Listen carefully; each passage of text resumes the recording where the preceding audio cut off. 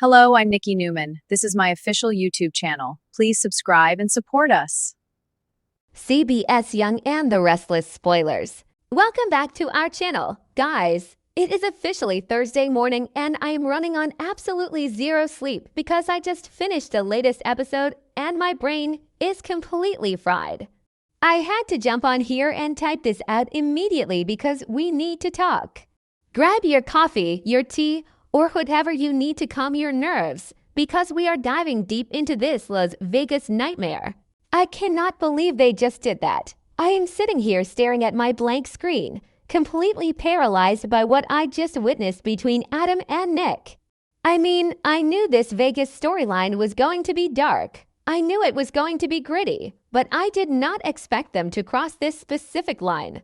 You guys know I have been watching since 2015, and I have seen the Newman brothers do some incredibly messed up things to each other over the years, but this takes the absolute cake. I am half celebrating the insane, gripping drama of it all, and half complaining because my heart physically cannot take the stress of seeing Nick Newman like this. So let us just get right into the meat of it. Adam taking control of the situation in Las Vegas has officially led to the most disastrous, catastrophic consequences possible for Nick. And I am just going to say it right now loud and clear. Adam Newman is out of his damn mind. I mean, I get that they are in a high-stakes, life-or-death situation. I get that Matt Clark is a literal psychopath who is holding all the cards and playing games with their lives. But Adam actually looking at his brother, his own flesh and blood, who is visibly suffering from severe drug withdrawal, and telling him to give in. What kind of twisted, backwards logic is that? Because you really have to look at how Nick was acting in these scenes. Joshua Morrow acted his heart out here. Nick was a complete and utter mess. The withdrawal symptoms were kicking in so hard, and the longer he went without the drugs that Matt had previously forced into his system, the worse his condition was getting. He was shaking uncontrollably. He was sweating through his clothes. He could barely put a coherent sentence together without stumbling over his words. And Adam is just standing there, watching this man deteriorate right in front of his eyes. You could literally see the gears turning in Adam's head. He is realizing that they are about to go up against Matt Clark in what will probably be a violent confrontation, and Nick is in absolutely no shape to fight. Nick is in no shape to even stand upright, let alone pull off a highly coordinated tactical ambush. So what does Adam do? Does he call for an ambulance? Does he call Victor? Does he try to handle Matt alone? Nope. Instead of doing what any normal, sane human being would do, Adam decides to play God. He literally manipulates Nick into taking the drugs. He looks Nick dead in the eye and tells him that he needs to be sharp. He tells him that he needs to be physically and mentally capable of supporting this ambush, and the only way to do that right now is to feed the addiction. I was screaming at my television. I mean, Adam actually convinced himself that this was the only viable tactical option.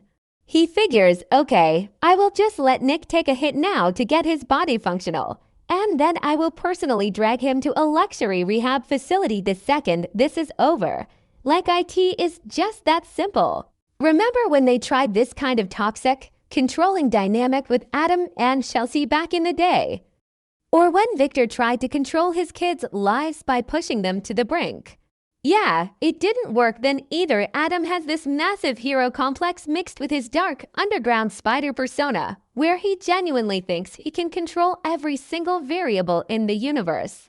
He thinks he can turn Nick's crippling addiction on and off like a kitchen faucet just to suit their immediate tactical needs.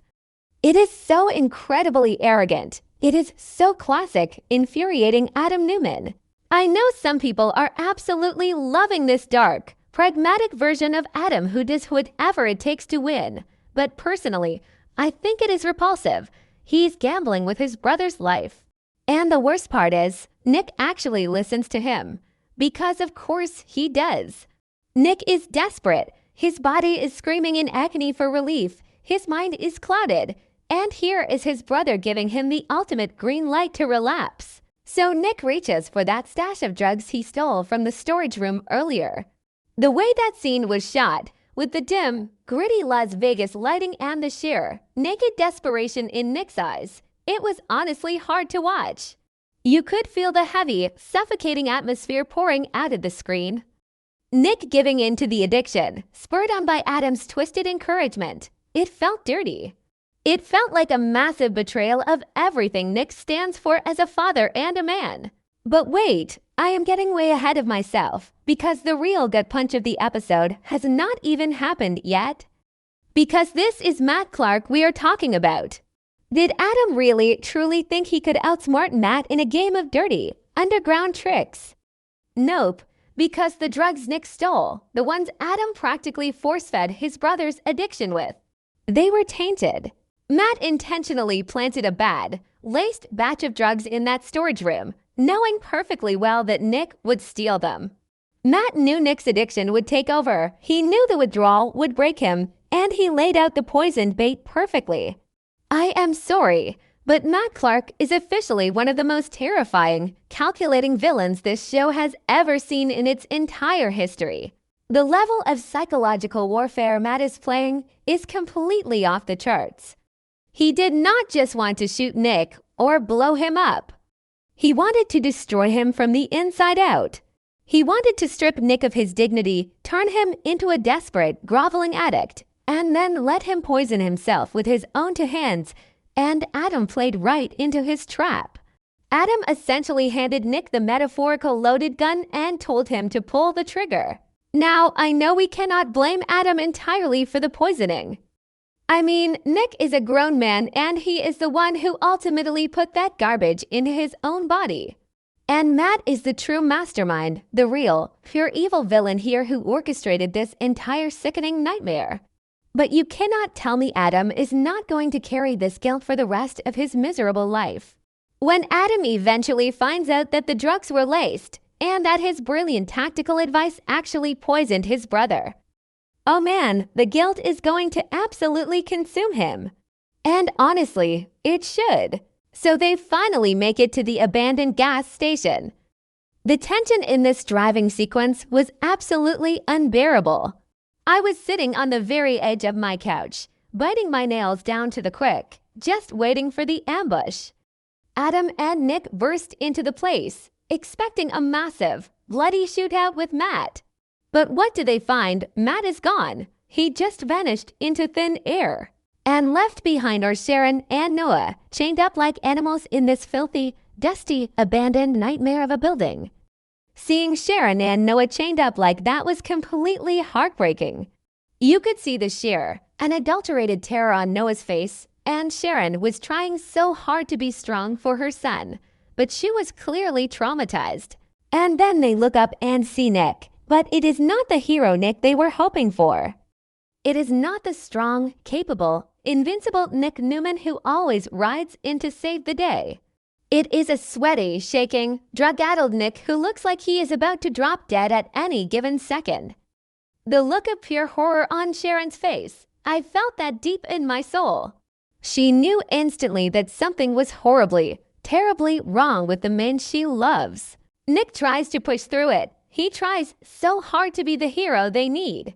He stumbles over to them, his hands fumbling uselessly with the heavy metal chains, trying desperately to free his son and his ex-wife.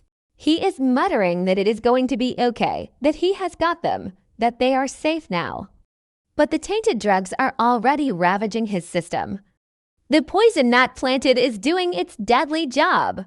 And right there, right as he is trying to break them free, Nick just completely collapses. He goes down hard on the concrete floor, the absolute chaos that erupted in that room. I am still recovering from it. Nick is unconscious on the floor, completely unresponsive. Noah is screaming his dad's name, pulling violently at his chains. Sharon is sobbing, begging Nick to wake up, completely helpless because she is still locked up. And Adam just freezes. You could see the exact moment his entire world shattered. The realization hitting him like a runaway freight train that his plan did not just fail, it literally killed his brother. Or at least, it looks like it did. The panic in Adam's eyes was wild. He is usually so composed, so calculated, but in that moment, he was just a terrified little boy who broke his brother. And then, just when I thought I could not take any more emotional damage for one night, the camera pans up. Up to the dark corner of the ceiling of the gas station, there is a blinking red light. A security camera, and the scene cuts to Matt Clark, sitting in some dark, remote room watching the entire live feed on a monitor. And he is smiling. He is literally grinning from ear to ear, watching Nick Newman die on the dirty floor while his family screams in absolute terror. I felt physically sick to my stomach. I mean, what kind of sick, twisted monster does this? Matt did not even need to be in the room to win the fight. He set the board, arranged the chess pieces, and let the Newmans destroy themselves. He knew Adam would push Nick. He knew Nick would take the bait. He knew they would find Sharon and Noah, and he wanted Nick's final moments to be a complete failure right in front of his family's eyes. It is a masterpiece of villainy, but I absolutely hate it because it hurts so damn much to watch our favorite characters suffer like this. I know the fan forums are going to be on fire tomorrow morning. Half the fandom is going to be screaming for Adam's head on a spike, calling him a murderer, and the other half is going to be defending him, saying he had no choice in a hostage situation. Am I the only one who thinks they are both kinda right? Adam's intentions were somewhat logical in a twisted, dark web kind of way, but his execution was deeply, fatally flawed. So what is gonna happen next week? Nick is unconscious on the floor of a gas station in the middle of nowhere. Adam is panicking. Sharon and Noah are chained up. Someone has to call an ambulance, but they are in Vegas, completely off the grid. Are they going to lose Nick? I swear, if the writers actually kill off Nick Newman like this, I am rioting. I am literally canceling my subscription and throwing my television out the window. But we all know this is soap opera land. They are going to drag this medical crisis out for weeks.